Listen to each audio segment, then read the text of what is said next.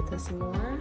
Shalom, Om Swastiastu, Namo Buddhaya, Salam Kebajikan.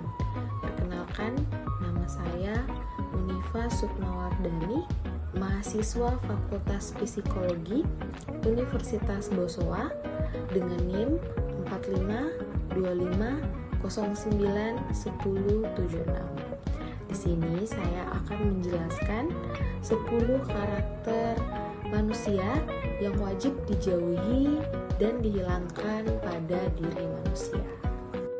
Berikut 10 karakter tercela yang wajib dijauhi dan dihilangkan pada diri manusia.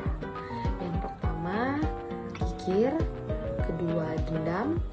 3, marah berlebihan. 4, fitnah. 5, zolim. 6, curang. 7, tidak bertanggung jawab. 8, provokasi. 9, suka mengeluh. 10, curang. Yang pertama, kikir. Kikir adalah sifat enggan mengeluarkan harta atau kebaikan padahal sebenarnya mampu. Orang yang memiliki karakter ini terlalu mencintai harta, takut kehilangan, dan lebih memilih menyimpan daripada berbagi, bahkan untuk hal yang diwajibkan seperti zakat.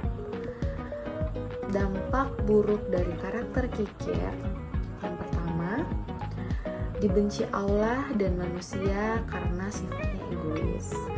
Yang kedua, menghilangkan keberkahan rezeki sebab harta yang tidak dibagikan tidak mendatangkan manfaat. Yang kedua, merusak hubungan sosial karena dijauhi teman, bahkan saudara. Yang ketiga, mengeraskan hati hingga sulit merasakan empati. Yang terakhir, menjadi penyebab dosa besar bila menahan zakat atau hak orang lain. Cara menghilangkan karakter kikir dengan menyadari bahwa harta hanya titipan Allah, membiasakan sedekah sekecil apapun, bergaulah dengan orang yang dermawan, mengingat bahwa harta tidak dibawa mati. Yang kedua, dendam. Dendam adalah sifat buruk dalam diri seseorang yang menyimpan rasa benci, marah, dan keinginan untuk membalas perbuatan orang lain yang pernah menyakitinya. Orang pendendam tidak mudah memaafkan dan terus mengingat kesalahan orang lain, bahkan berusaha mencari kesempatan untuk membalasnya. Dampak buruk dari karakter dendam adalah merusak hati dan ketenangan batin. Dendam dapat membuat hati gelisah, bahkan susah tidur, dan hidup penuh dengan rasa kebencian.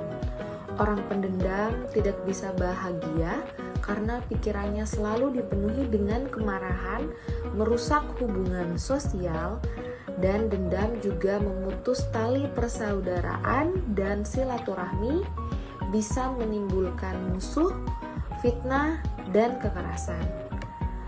Bisa juga memicu perbuatan dosa karena dorongan membalas. Orang pendendam bisa melakukan kezoliman. Cara menjauhi atau menghilangkan sifat dendam adalah dengan belajar memaafkan, karena memaafkan bukan berarti kalah, tetapi tanda kemuliaan hati. Selalu berpikir positif bahwa semua kejadian ada hikmahnya, mendekatkan diri kepada Allah agar hati menjadi tenang dan lapang, berdoa untuk orang yang menyakiti kita agar hati terbebas dari kebencian, bisa berdialog dengan orang yang bijak, bukan menyimpan amarah sendiri. Yang ketiga adalah marah berlebihan. Marah adalah reaksi emosional alami terhadap sesuatu yang menyakitkan, mengecewakan, atau tidak sesuai keinginan.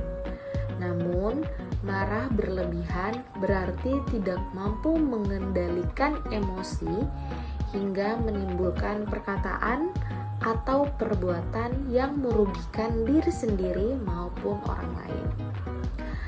Dalam Islam dan moral umum, marah yang tidak terkendali termaksud akhlak tercela karena dapat menimbulkan dosa, permusuhan, dan kerusakan hubungan sosial.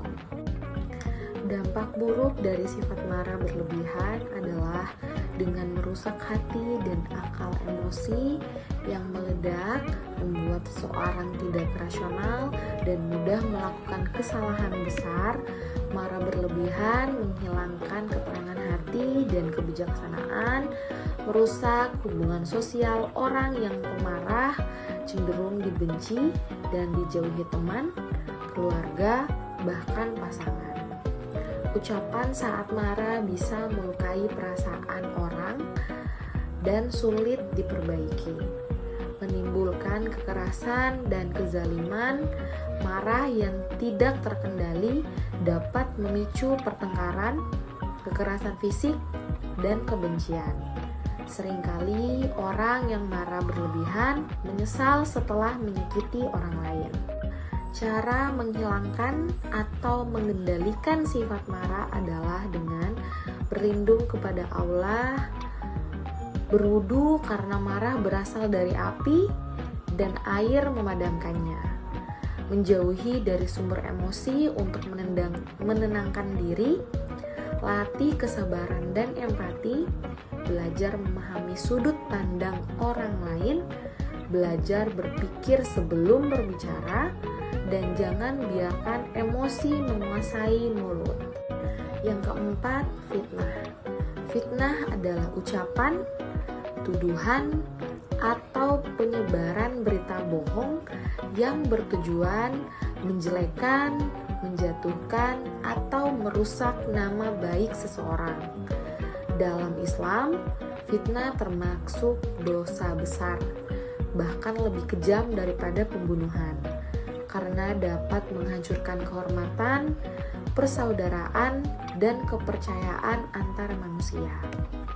Dampak buruk dari karakter fitnah adalah merusak nama baik dan kehormatan orang lain. Fitnah bisa membuat seseorang kehilangan kepercayaan, pekerjaan, atau hubungan baik. Sekali berita bohong menyebar, sulit diperbaiki meski sudah dibantah, menimbulkan permusuhan dan perpecahan. Fitnah juga menyebabkan konflik antar teman, keluarga, bahkan masyarakat. Banyak pertikaian besar berawal dari ucapan yang tidak benar, mengotori hati dan menambahkan dosa. Fitnah lahir dari hati yang iri, dengki, dan benci. Orang yang suka memfitnah kehilangan keberkahan hidup dan dijauhkan dari kebaikan, mendapatkan azab atau hukuman dari Allah. Fitnah tidak hanya dosa lisan, tetapi juga dosa sosial karena merusak kedamaian masyarakat, kehilangan kepercayaan orang lain. Sekali seseorang dikenal suka menfitnah, tidak ada lagi yang mempercayainya.